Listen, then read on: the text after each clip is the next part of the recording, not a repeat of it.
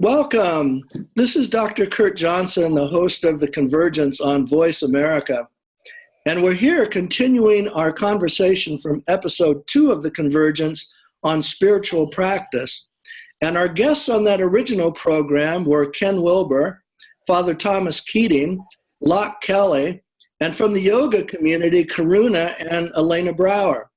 And Karuna is with us today, and she's joined by someone we really are so happy to have, one of the most well-known personalities in the global yoga community, Shiva Rea.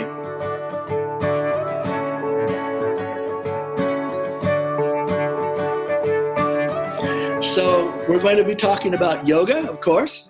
And the first thing I want to do is ask each of them to just say hello to you as an audience and introduce themselves. Say a little bit about their organization and their work, and then I'll field the first topic. So, Shiva, do you want to start? Thank you, Kurt. I'm so happy to be here. I really consider myself as a global citizen and a global yoga teacher. I have a school called the Samudra Global School of Living Yoga, and it's really based on offering yoga for everyone, but mainly training teachers to kind of be at the front line of the transformation of the embodiment. So it's a great honor to be here. All right, Karuna. Hi there, Kurt. Nice to see you again. And Shiva, it's so good to be with you here. I'm so blessed to be with you both. Thank you for having me again. And yes, Light on Kundalini is my website, and instead of dabbling in something, I dove straight into Kundalini, and it's been so rewarding developing 170 teachers locally to become teachers of this science of awareness and this yoga. Hate to call it technology, but it is a science. So technology is what it is. And retreats all over the world, and now going to the European Yoga Festival this year to be with the real festival goers. Apparently this is the true festival of all. So I'm really excited to be with you here today, and with you, Shiva, my dear sister. Thank you. So wonderful. I'm trying to be very brief because I know Kurt has so many topics, but Yeah, and we're also going to have a chance to talk very specifically about what each of you do. So anyway, obviously we're going to be talking about yoga, and one of the reasons that I'm here is that a committee at the UN that I chair is the Committee on Spirituality, Values, and Global Concerns, and a part of that work then is being on the Committee for International Yoga Day, June 21st every year. So what that brings up is that we want to talk about in this first exchange about yoga itself. I mean, obviously, it's really come to the fore in the world. People have discovered how important it is, not only spiritually, but for health and well-being and success. So I just want to hand it over to each of you to talk about, just in general, yoga itself. What's become of it, why it's so big, and why it's so important. So, Shiva, over to you. Well, I wrote my master's thesis at UCLA in the Department of World Arts and Culture on yoga as a practice of embodiment. And I think the reason why yoga has spread around the world is that it brings people directly in touch with the healing, the dis-ease, whether it's physically, mentally, emotionally, that I feel is really unprecedented in terms of what we've experienced and these rapid changes to our embodiment over the last couple hundred years. So I feel like yoga brings people in touch with just the simplest reflection of that in our breath, and kind of the divide between our awareness, how we can be aware, but yet sometimes completely disconnected from this extraordinary experience of our cellular intelligence and the healing power of that. So I feel that, often yoga is described as, it's become this fitness craze, it's spreading. I feel Karuna and I are both very much dedicated to the roots of yoga. I go back, this will be my 16th pilgrimage back to India. But I'm very interested in the roots and evolution of yoga and how this has become a global practice, and how this can really shift consciousness from what I think often doesn't get emphasized enough, which is we have so much information, but how is this actually translate into realization, a healing, a real change? And I think because yoga really brings us to this direct relationship that we can feel just even in this moment, how we're breathing. It's like a symbol of this potentiality that also exists in renewable energy. And I know we'll be talking about this later. And the system of yoga has been so profoundly documented in both oral tradition and in terms of a system of practice that it has been easy in some ways for it to spread globally because the practices have been really in play. When we say for thousands of years, I think when people ask me how old is yoga, I usually will say, based upon my anthropology background, perhaps 2 million years, like to say 5,000 years, meaning that there's also the yoga that exists in all of the wisdom of our ancestral path that perhaps began around the fire. Whenever we started to have the ability to kindle fire, and that's how far back our record goes, we started to enter into a different state of consciousness, perhaps the beginning of meditation, of reflection, of healing. The first yoga was perhaps dance around the fire or chanting. And I don't mean to say that in a romantic way, but I mean in that real sense that yoga is bigger than India. Yoga is as deep as our cellular wisdom. And it's because of that, it's surviving an onslaught of global commercialization and appropriation. In the end, it is our direct relationship with our life force. And I think that's what is the powerful force. Okay, so thank you so much. And so that's interesting because it puts it really in such a historical and international perspective. So Karuna, over to you. I don't think I have anything to say. I'm sure you will. You'll be like Father Keating. I think it's just been covered. You'll be like Father Keating who says, I don't have anything to say about that, and then 2 hours later. No, I agree with everything Shiva just said, and thank you so much. You just transported me back to the original state of where I stepped into a yoga class and said, I want that for the rest of my life. That was the only thing I could see from my sister's eyes when she came to visit me in New York City. I took her to a yoga class, and when I picked her up, I dropped her off. I was 3 months pregnant with my daughter, and when I dropped her off, I was like, I'll take that. Whatever that is, I'm going to take that. Yes. So, since then, and Emily's now almost 31, this May, she'll be 31. Emily was my daughter. I haven't stopped doing this practice for 3 decades. And then when I met my mentor, Gurmukh, I was, she said, Karuna, you're a teacher. So just get over the fact you'll be a student, but you're a teacher and this is your destiny. And I believed her in like 30 seconds. It didn't take me anything to meet Swamiji, who we both know, Shiva.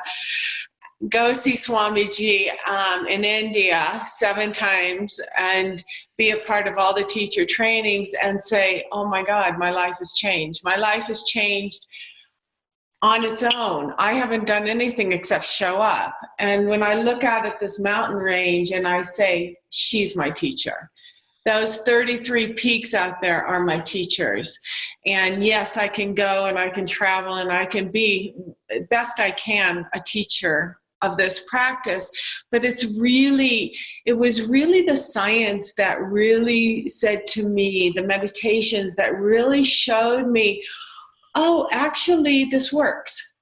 Because yes, we've done, decades of Anusara, decades of Iyengar, decades of Hatha, and yet it was, something about the meditation, about the stillness and the awareness that actually there was something that could come in with the crystallized, form inside of me that was already living in me, that could transform me into a place of happiness, a place of peace, a place of being a mother to the earth, putting my blueprint, my carbon footprint lightly on her back, and swimming in her waters, as the Native Americans call it, the blood of the universe, and just really going in deeper and understanding the essence of what it takes to, yes, women, we have not been able to do yoga for more than 100 years, actually, because it was only men that got to practice yoga. Oh, no, maybe in Kundalini, but not in other tantras. I want to tell you about that.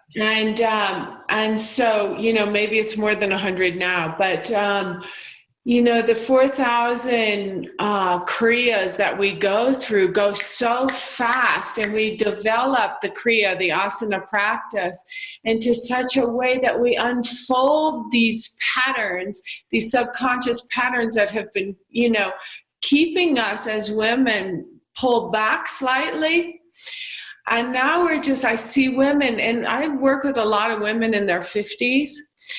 And they're really, empty nesters now, and they're coming out of their shells, and they're going, how is it that you don't age? How is it that you can just be exactly how, it looks wise anyway, that you don't age? And so it's a really anti-aging process that draws people to yoga.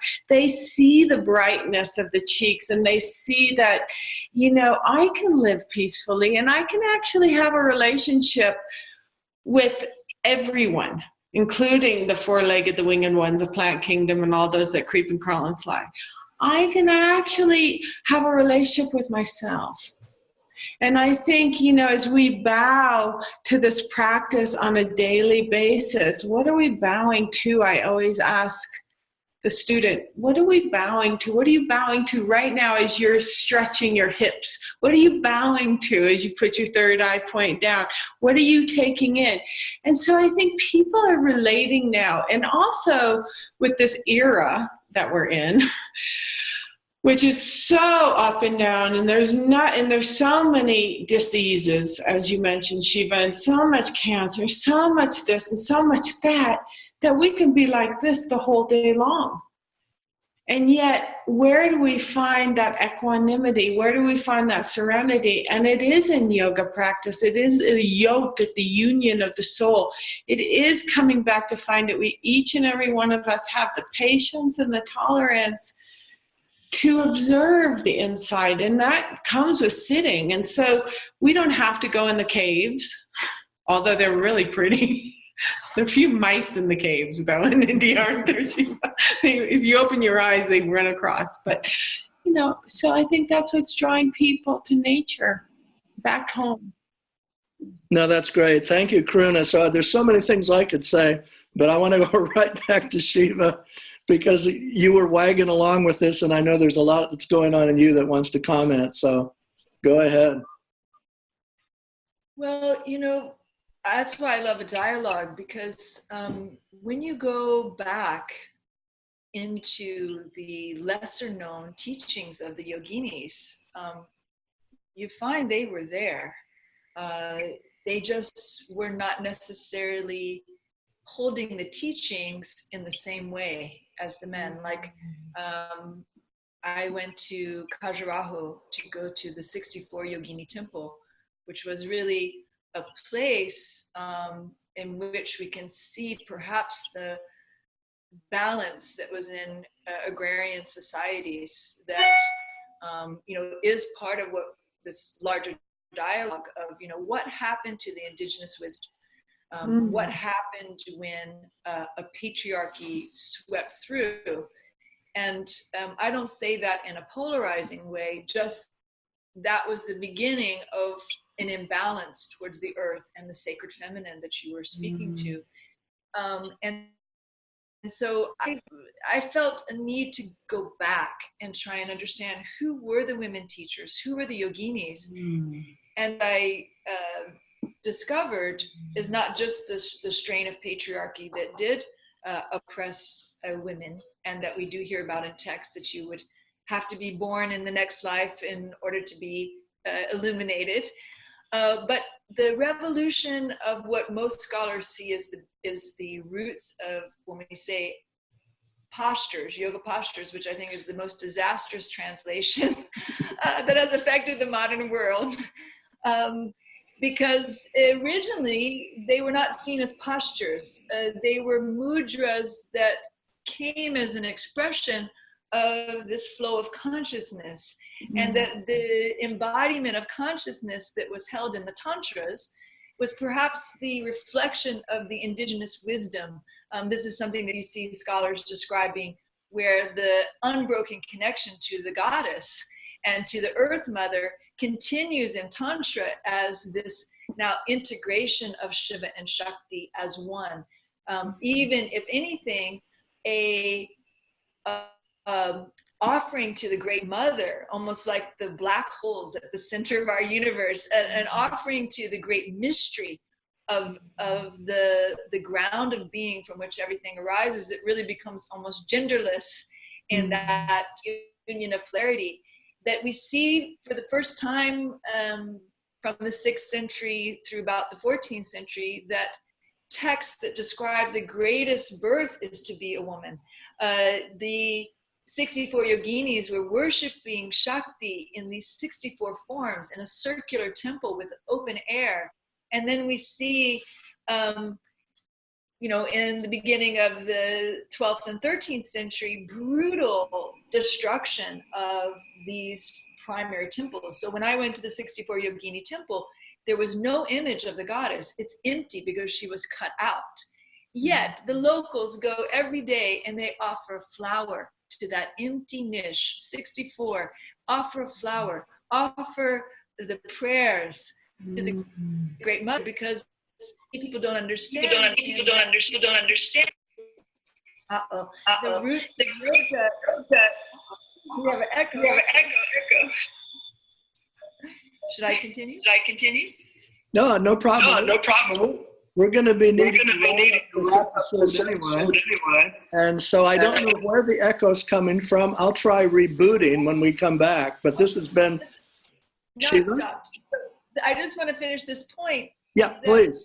I do feel that part of what Western yoga students are just now being able to receive is the text from these yogini teachers, whether it's from Sahaja Yogini Chinta or Laleshwari, and this continuation to modern day women teachers who are doing so much work, like Amaji, saying, she's my teacher, and she's given this embrace of all beings. She will sit all day, embrace sometimes 7, 8, 10,000 people. It does not, it's beyond one's imagination how this is possible.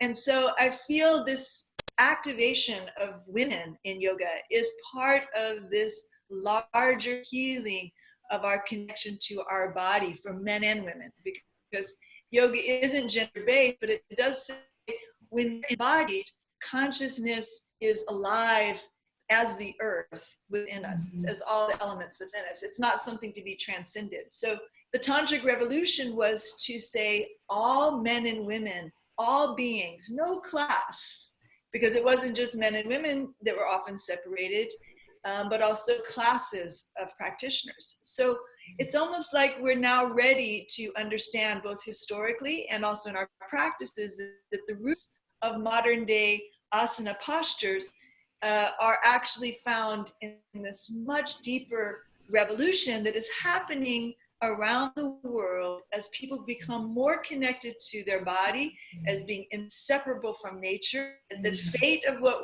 we're doing to the earth, if we look, we're doing the same thing to ourselves. We're poisoning ourselves. No animals do this. They don't poison their bed. They take care. So yoga, in a way, as you described, Karuna, is this inner revolution that is actually about bringing balance. It's not about upheaval, but it's about kind of breaking through both personally and culturally, and also in our relationship to the earth, healing patterns that are perpetuating suffering. And when we look at the history of yoga, we look at this long continuum, and it actually relates to all of our history and all of our destiny. No, absolutely. And we're going to have a chance to come back to this. So I was going to say, sometimes we get the echo when we have a disturbance in the signal. And I'll talk to you about that when we go offline here in a moment. I was going to just mention also that Ken Wilber tends to mention that 100-year horizon. And he really means that it's finally when all the pieces are together, like both of you just said, that all of this can go forward in this convergent manner. So the roots go way, way, way back, but what an opportunity in this last century for us to take the whole globe this direction. So thank you so much. We've been listening to Karuna and Shiva Rea talking about yoga on a global scale, and we'll be back again with another segment in a moment.